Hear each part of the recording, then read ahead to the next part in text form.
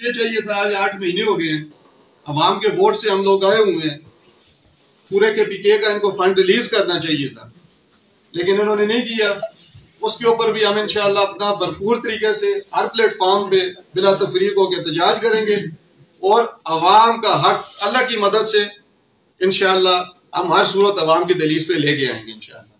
Press club पे आज इधर आने का मकसद राजा अरुण साहब, राजा मुनीर साहब, आतिफ कयूम साहब, साकिब खान और इनकी बाकी जितनी भी काबीना है वो माशाल्लाह सदर, general secretary, vice general secretary बने। हम सब इनको इधर आज दिल की अथाह गहराइयों से मुबारकबाद देने आए। सबसे पहले आपको राजा साहब, आपकी तमाम काबीना को, प्रेस क्लब के तमाम भाइयों को, बुजुर्गों को बहुत बहुत मुबारक हो।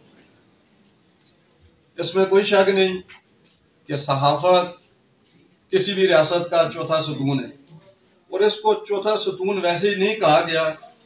इसमें जो बैकग्राउंड है वो बहुत ज्यादा मजबूत है, क्योंकि माशरे के जो मसाइल हैं उन मसाइल को उजागर करने में जो सबसे अहम रोल होता है वो साफी बरादरी का होता है। क्योंकि अवाम के जितने मसाइल भी हैं वो चाहे इंतजामिया तक जाएं, सियासतदानों तक जाएं, ब्यूरोक्रेसी तक जाएं, उन सब को हाईलाइट जितना अच्छे तरीके से साफी बरादरी करती है मेरा ख्याल है और कोई भी नहीं कर सकता। जैसी मसाइल की निशानदेही होती है तो हमारे लिए भी आसानी होती है कि हमें मसाइल अवाम के पता चलते हैं, तो हम इंशाल्लाह उनको हल करने के लिए कदम ब कदम बढ़ते हैं इंशाल्लाह। मैं आज इधर आके बहुत ज्यादा खुश हुआ हूँ कि इतने प्यारे चेहरे माशाल्लाह नौजवान हमारे साथी भी साफी अपने माशरे के मसाइल को हल करने के लिए दिन ब दिन काम कर रहे हैं और मैं उम्मीद रखता हूँ कि इंशाल्लाह इसी इस्तकामत के साथ और दिल लगी के साथ आप सब इंशाल्लाह अपनी मेहनत करते रहेंगे। आज के मौके पर इलेक्शन कमीशन का जो फैसला है उसके मुतालिक भी मैं 2-3 बातें कर दूं।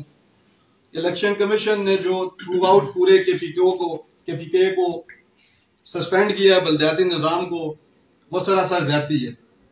उसकी वजह कि हम सब अवाम के नुमाइंदे हैं और अवाम के वोट से मुंतखब होके आए हैं और अवाम के मसाइल के हल के लिए हम इधर आए हैं।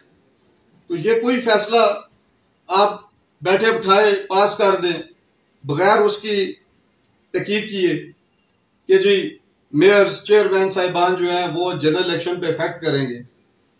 इसका एक तरीकाकार है।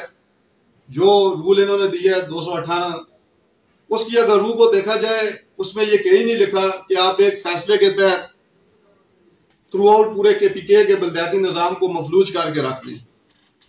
उसमें यह चीज है अगर कोई मेयर जनरल इलेक्शन में इफेक्ट होता है उसको आप नोटिस करें या फर्द वाहिद है या जो ज्यादा लोग इन्फ्लुएंस कर रहे हैं आप उनको सस्पेंड कर सकते हैं, ना कि आप थ्रू आउट पूरा सिस्टम जो है वो खत्म करके रखते हैं। बहरहाल मैं ये कहता हूं कि इंशाअल्लाह अल्लाह के फजल करम से जो अवाम ने हमारे ऊपर एतमाद किया है, हमें वोट दे के भेजा है, हम हर प्लेटफॉर्म पे अवाम के मसाइल को हल करने के लिए और इनकी आके नुमाइंदगी करने के लिए हर जगह इंशाल्लाह फ्रंट लाइन पे होंगे। और इलेक्शन कमीशन ने अगर सस्पेंशन इस बात के ऊपर करना है, इन्फ्लुएंस ना करे, तो आप सबसे पहले सिटिंग एमएनएस को करें। ये क्या बात हुई, मेयर्स इन्फ्लुएंस होगा, वो असरअंदाज होगा तो एमएनए नहीं होगा? ये तो किसी जगह नहीं है। या गवर्नर हैं या बाकी जो अवामी नुमाइंदे सियासी जमातों से तलक रखते हैं, बड़े बड़े उहदों पर बैठे हुए हैं। जब हमारा इलेक्शन था उसमें आपने तो एमपीएस को सस्पेंड नहीं किया, बल्कि आपने उनको फ्री हैंड दिया है। वो कंपेन करते रहे। मेरी तहसील में पीटीआई, पीएमएलएन दोनों जमातों के दर्जनों एमपीएस एमएनएस लगे रहे हैं, आपने उनको तो सस्पेंड नहीं किया। तो जब हमारे जनरल इलेक्शन आ रहे हैं तो मेयर्स को, बलदियाती निज़ाम को सस्पेंड करने की कोई तुक नहीं बनती।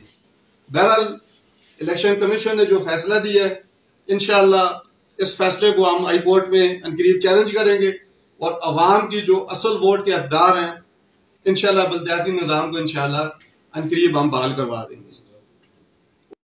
दोनों मेरे बहुत प्यारे भाई भी हैं और साकिब को, आतिफ को, इन सबको मुबारकबाद पेश करती हूँ कि अल्लाह तबारक ताला ने इन्हें ये इज़्ज़त दी। और जब अल्लाह आपको किसी मकाम पे पहुँचाता है तो आपकी ड्यूटी बढ़ जाती है।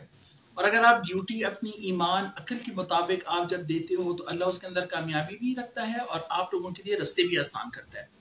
जहाँ तक अभी